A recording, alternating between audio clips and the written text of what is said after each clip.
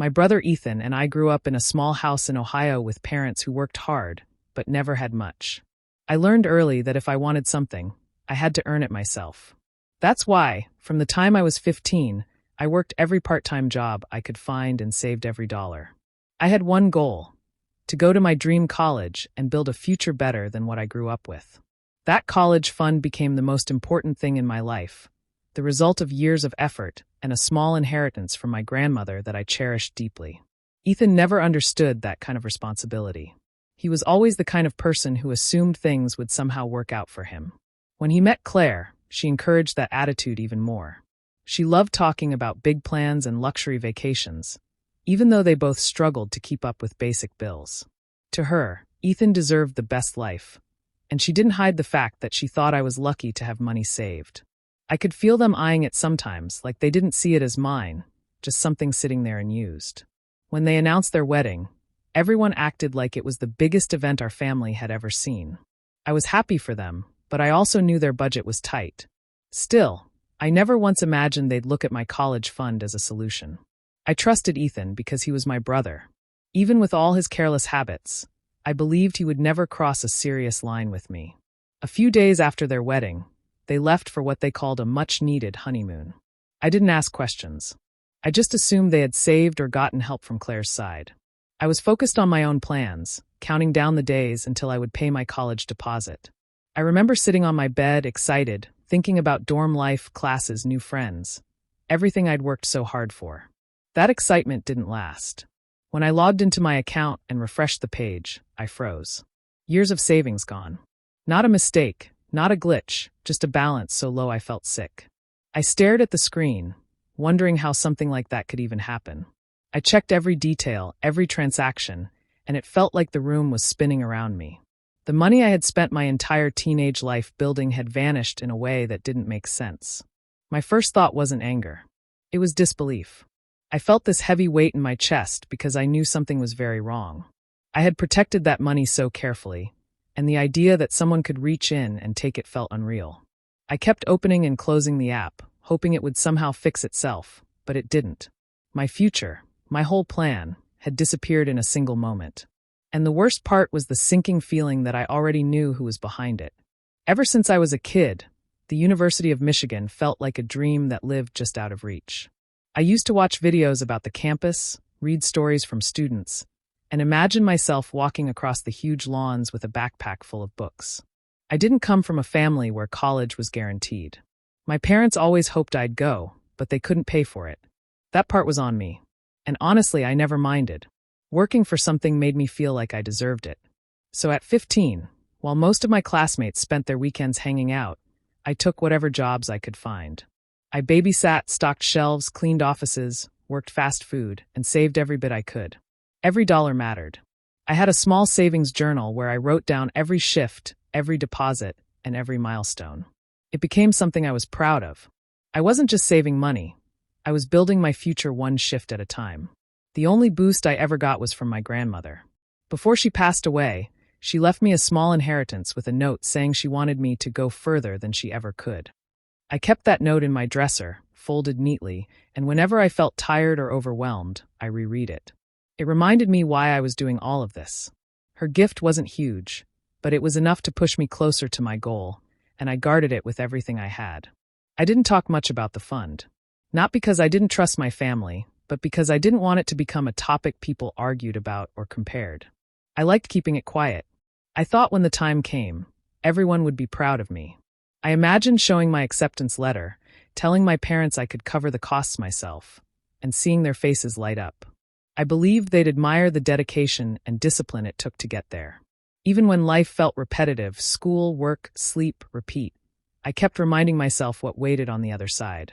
A chance to leave Ohio, to meet new people, to study something I cared about, and to finally break the cycle of always getting by. It wasn't about being better than anyone. It was about building a life different from the one I grew up in. A life where I didn't have to worry every day about money or which bills would get paid late. The closer I got to applying to Michigan, the more real everything felt. I started researching dorm options, checking campus maps, calculating tuition, planning how many hours I'd need to work once I got there. It all felt like a step-by-step path leading towards something bigger. I didn't want anyone to fix things for me. I just wanted the chance to stand on my own feet. That college fund wasn't just money. It was years of sacrifices, skipped outings, late-night shifts, and dreams kept alive through sheer persistence. It was the one thing in my life that felt safe and secure, the one thing no one else touched. Or at least, that's what I believed. Ethan had always been different from me. Not in a good or bad way at first, just different. Where I planned everything carefully, he lived in the moment. Money slipped through his fingers like water. If he got a paycheck on Friday, he was broke by Sunday. He wasn't reckless in a wild way, just careless in a way that created constant problems. Late fees, overdrafts, borrowed money he never paid back. These were normal parts of his life. And whenever something went wrong, he turned to our parents, expecting them to fix it. Somehow, he always believed someone else would step in before things got too bad. Our parents worried about him all the time, but they also enabled him. They'd say things like, "He's trying his best," or "He'll settle down eventually." Meanwhile, I watched him drift through jobs and bills as if responsibility were optional. Even when he started dating Claire, nothing changed, except now he had someone who encouraged his habits instead of trying to ground him. Claire had a confidence that filled every room she walked into. She liked flashy things, big rings, expensive dinners, perfect Instagram-style moments, even though she wasn't earning enough to afford any of it. She wanted a life where everything looked impressive, no matter the cost. And the moment she and Ethan got serious, she decided he deserved that same lifestyle. She talked about luxury experiences and once-in-a-lifetime moments like they were necessities, not extras. I started noticing little comments from both of them after they got engaged. Nothing obvious at first, just small things like Claire saying, "It must be nice having savings at your age," or Ethan joking that I should teach him how to magically make money appear the way I did. They always said it with a smile, but there was a tone underneath that made my stomach tighten. It didn't feel like admiration. It felt like resentment. The turning point came during a family dinner. My dad mentioned how proud he was that I was close to being able to pay for college myself. He said it casually, but I noticed Ethan and Claire exchange a look, not a happy one. Claire raised her eyebrows like she had just discovered a hidden treasure. "That's a lot of money for someone so young," she said. "I mean, it's just sitting there, right?" She tried to make it sound like a harmless comment, but it didn't feel harmless. Ethan didn't say anything, but he didn't disagree either. He just stirred his drink and kept his eyes low, like he was thinking hard about something he didn't want to admit out loud. After that night, I caught them whispering sometimes when they thought no one was listening. Whenever tuition or wedding costs came up, they grew quiet, and their eyes drifted toward me. It was subtle, but it was there. A tension in the air, like they had started seeing my college fund as something they had a right to, not something I had earned. I tried to brush it off. I didn't want to believe my own family could think that way. But deep down, something inside me felt uneasy. It was like standing outside and noticing dark clouds forming far away. You try to convince yourself it won't storm, but you can feel the air changing. The day I was supposed to pay my enrollment deposit started like any other. I got up early, made coffee, and sat at my desk with my laptop, ready to finally take the next step toward my dream. I opened my bank account to transfer the money and froze instantly. My heart stopped. The balance was $38,000 less than it should have been. I stared at the screen, hoping it was some kind of mistake. Maybe a glitch. Maybe a delay in a deposit. But deep down, I knew better. Panic hit me like a wave. I double-checked every transaction, scrolling through weeks of records, hoping to find an error or some explanation. But there it was. Every cent gone, transferred, or spent in ways I didn't recognize. I felt numb, my hands shaking, my mind racing. That money wasn't just numbers in a bank account. It was years of work, dreams, and sacrifices. And now it was gone. I remembered my documents. I kept my checkbooks, IDs, and account information in a shared drawer at home, assuming it was safe. Suddenly, a terrible thought crossed my mind. Only a few people had access to that drawer. Only people I trusted. My stomach sank when I realized who it must have been. Ethan. He had taken the money. I needed proof before I could even speak to him. I went through the online statements, traced the transactions, and found the charges. Flight tickets, fancy resort bookings, spa packages, expensive dinners in Hawaii. It was all there. They had spent my money on a honeymoon that cost more than I'd ever dreamed of saving. I felt a mix of fury and heartbreak. My brother, someone I had trusted my whole life, had stolen my future for a vacation he didn't even need. When I confronted Ethan, I tried to stay calm, to reason with him, hoping some part of him would feel guilty. "Ethan, you took my college fund," I said, my voice shaking. "How could you?" He leaned back in his chair, smirking, as if I was overreacting. "It's not a big deal, Ava. We're married now. We needed this trip. You'll be fine," he said, shrugging like it was just a minor inconvenience. I couldn't believe what I was hearing. It wasn't just the money. It was the betrayal, the complete lack of respect for all I had worked for. Everything I had planned for, every late shift, every skipped outing, every sacrifice, it meant nothing to him. And worse, he acted like it was my fault for caring so much. I left the room shaking, trying to hold back tears, my mind spinning. I realized this wasn't just a mistake or a bad decision. It was deliberate. They had planned to take it, and now my dream was in ruins. I had to think fast. I had to figure out how to get my money back, how to protect myself, and most importantly, how to make sure they couldn't get away with what they had done. For the first time, I saw Ethan and Claire not as family, but as people who had crossed a line I never thought they would. And I knew deep down that I wasn't going to let this go. After discovering the money was gone, I thought I could at least count on my parents to understand. I went to them, hoping they would see what Ethan had done for what it was, a serious betrayal. I explained everything, showed them the statements, the charges, even the proof that Ethan had used my documents to access the account. I expected anger, support, maybe even some action to help me fix it. Instead, I got something I wasn't prepared for. My mom looked at me with tears in her eyes and said, "Ava, he didn't mean for this to happen. Ethan just made a mistake." My dad nodded slowly, adding, "We know it's a lot, but maybe you can just go to community college for now.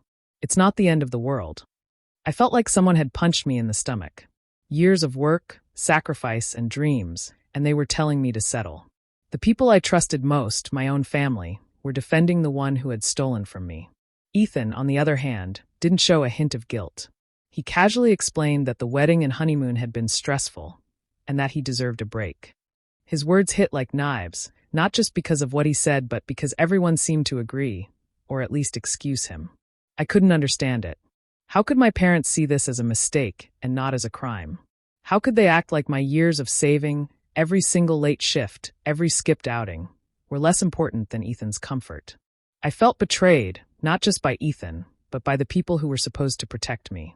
The anger I felt toward Ethan was now mixed with confusion and hurt at the people who should have had my back. I tried to argue, to make them see the seriousness of what had happened. "This isn't a small mistake. He stole my money, my future," I said, my voice shaking, but they seemed unable or unwilling to hear me. My words bounced off them like walls. Their idea of helping was to soften the situation, to make me understand Ethan, to move on, as if it were just an accident. In that moment, I realized something crucial. If I wanted justice, if I wanted my dreams to survive, I couldn't rely on anyone else, not my brother, not my parents.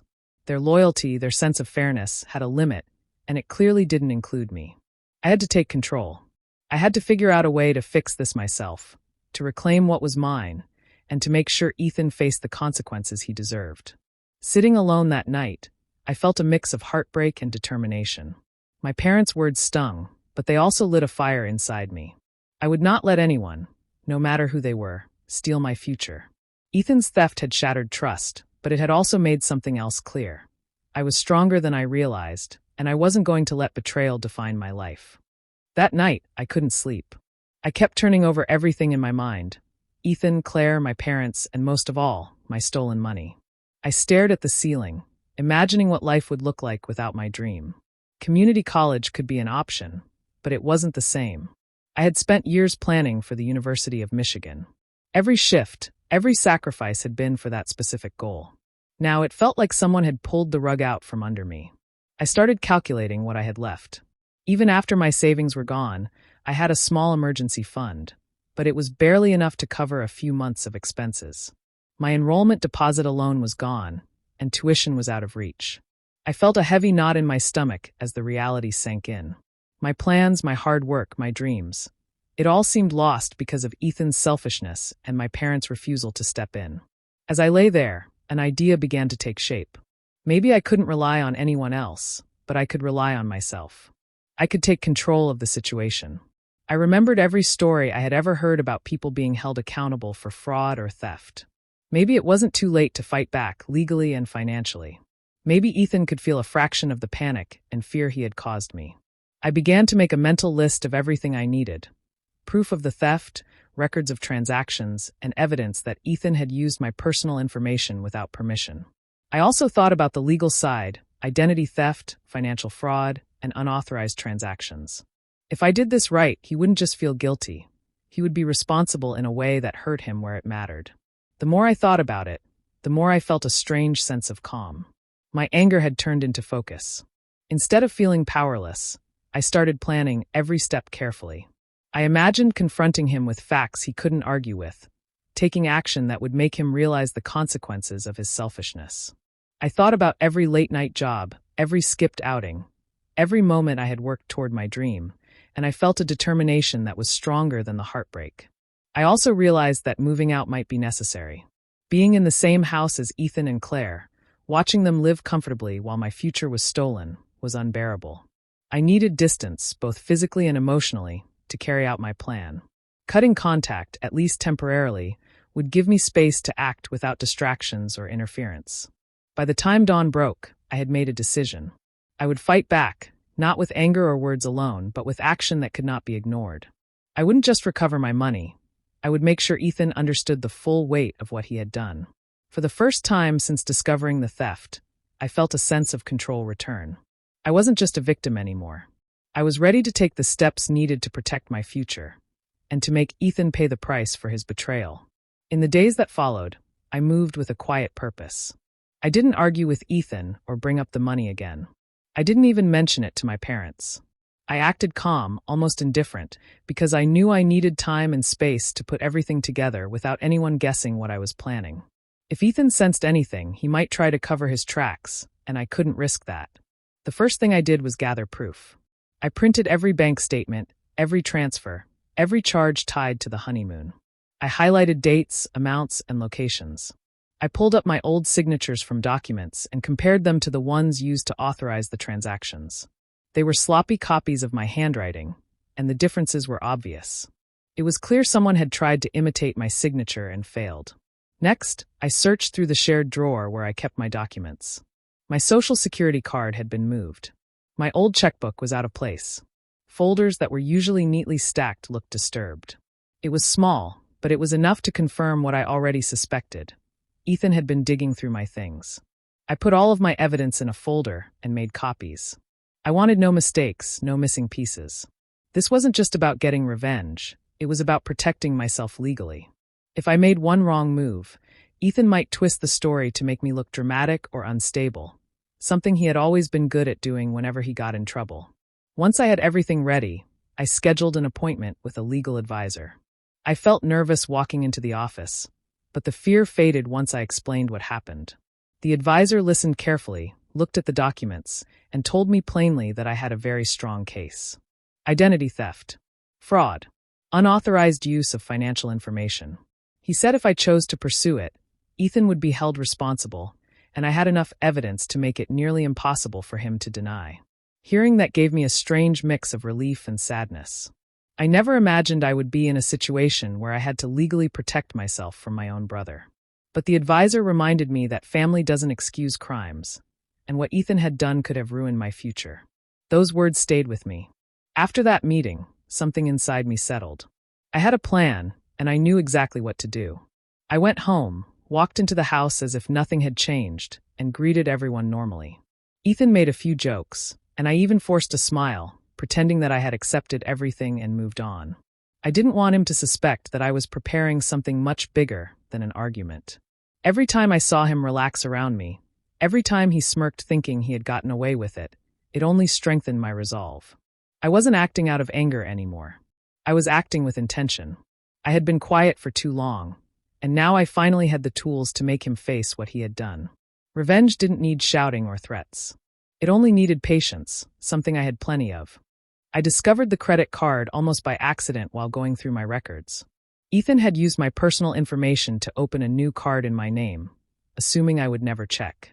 The moment I saw it, my stomach sank. He had racked up thousands of dollars in charges, spending money as freely as he had on the honeymoon, all while thinking I would never notice. I immediately called the bank to report it. I stayed calm, explaining clearly that this card had been opened without my permission and that I was a victim of identity theft. The representative was professional and took all the details I had carefully gathered. I gave them copies of my statements, proof of my identity, and records showing the transactions. Everything was there, every charge, every hotel stay, every flight and fancy dinner. All evidence that Ethan had committed fraud. Within days, the bank responded. They froze the card and flagged the account. All transactions were reversed where possible, and Ethan was suddenly hit with fees, penalties, and the bank demanding immediate repayment. The card was legally switched back to him. The bank made it clear that the responsibility for everything he had done now rested entirely on his shoulders. It was satisfying to see the system work. Ethan, who had assumed I would never notice, was now scrambling. He called the bank repeatedly, trying to argue or explain, but the facts were undeniable. His smirk began to fade, replaced by panic and frustration. I didn't have to say a word. The law and the evidence spoke for me. The police were also notified once the bank confirmed the fraudulent activity. Ethan received letters informing him of a formal investigation into identity theft and financial fraud. He couldn't ignore it. The combination of legal pressure and financial consequences began to consume him. For the first time, he realized that there were limits to how far his recklessness could go without repercussions. Meanwhile, I stayed calm and composed at home. Ethan tried to act normal around me, but I could see the tension in his movements. He knew I had all the proof, that I had involved the authorities, and that he couldn't talk his way out of it this time.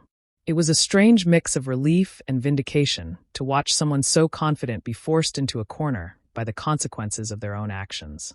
For days, Ethan was consumed with dealing with the bank, the charges, and the investigation. He had no one to blame but himself. And though I didn't gloat or make threats, I felt a quiet sense of justice. All those years of carelessness, all the sneaky plans to take what wasn't his, had finally caught up with him. I realized then that revenge didn't have to be loud or dramatic. Sometimes, letting the system and evidence do their work was enough to make someone face the truth, and make them pay. It wasn't just about the money. It was about control, justice, and proving that betrayal could have consequences. Consequences Ethan would never forget. After the bank and police got involved, Ethan and Claire's world began to crumble fast. Their accounts were frozen, and any money they tried to access was held until the investigations were complete. Debt collectors started calling, sending letters demanding payment for charges Ethan had run up. Every bill, every penalty, every late fee piled on top of them. And suddenly the honeymoon that had seemed like a dream turned into a nightmare. The expensive trips, the fancy dinners, the luxury resort, it all became a reminder of a huge mistake that had real consequences. Ethan tried to argue with the bank, tried to explain or negotiate, but there was no way out. Every document Ava had collected, every proof of fraud, made his excuses meaningless. Claire stayed by his side at first, but the stress was unbearable. The reality of their situation, thousands in debt, legal trouble, and their credit ruined, hit them both hard.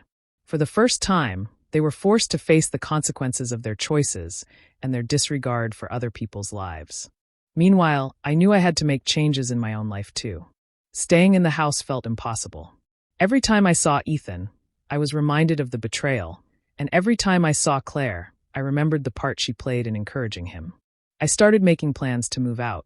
I found a small apartment not far from my college, packed my essentials, and took control of my life. Cutting ties, even temporarily, gave me the space I needed to heal and move forward without being constantly reminded of what had happened.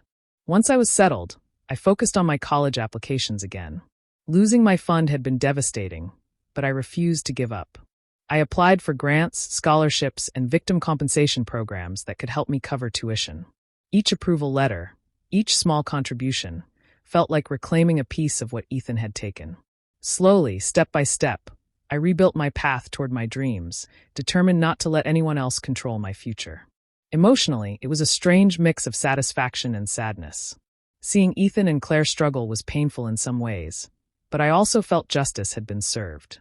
The people who had tried to steal my future were finally facing the real cost of their actions. And I felt proud of myself, not for revenge, but for staying strong, for keeping my focus, and for refusing to let this betrayal define me. By the time the legal proceedings and financial fallout began to settle, I had started rebuilding my life. My college dreams were still alive, and more importantly, I had learned something invaluable.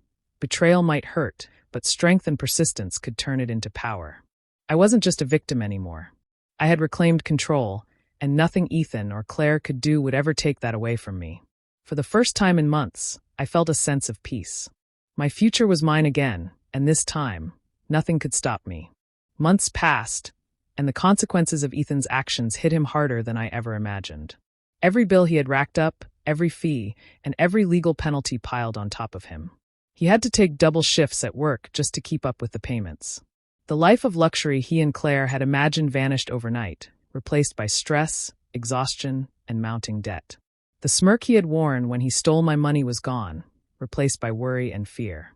Claire, who had encouraged him and shared in the indulgence, eventually left. She couldn't handle the stress, the financial pressure, and the reality that their choices had destroyed the life she wanted. Ethan was left alone, facing the mess he had created. No one was there to bail him out this time, no one to soften the blow. For once, he had to deal with the consequences of his actions fully and completely. Even my parents, who had once begged me not to take action, began to understand. Quietly, almost reluctantly, they apologized. They admitted that I hadn't been overreacting or dramatic. I had been robbed, and they had failed to see it at first. That acknowledgement didn't erase the betrayal, but it did bring a sense of closure. I felt the validation I had needed, not for revenge, but to confirm that standing up for myself had been the right thing. As for me, I finally had the space to rebuild. The scholarships, grants, and victim compensation programs I had applied for all came through, giving me the chance to return to my college plans. The University of Michigan, my dream school, was finally within reach again. Walking onto that campus, feeling the excitement of classes, dorms, and opportunities, I felt a deep sense of triumph. Not just because I was getting what I had worked for, but because I had done it despite the betrayal and obstacles. The experience had taught me lessons I would never forget. Trust can be broken, even by people closest to you. Family doesn't always protect you, and sometimes the people you rely on most can let you down. But strength, persistence, and careful planning can help you reclaim what is yours. Karma, in its own way, had played its part. Ethan's careless and selfish choices had consequences, and I had simply let the process unfold while I stayed focused on my life. Sitting in my dorm room for the first time, unpacking boxes and setting up my space, I realized something important. Revenge isn't about anger or cruelty. It's about taking control when you've been wronged. It's about making sure justice is served in a way that protects your future. I hadn't needed to shout or threaten. I had let the evidence, the law, and patience do the work for me. Looking back, I felt a mixture of relief and pride. I had survived betrayal, rebuilt my life, and reached the goal I had dreamed of for years. And for the first time, I knew with certainty that no one could take my future from me again. Sometimes the best way to protect yourself is to let karma be the loudest voice. And in this case, it had spoken loud and clear.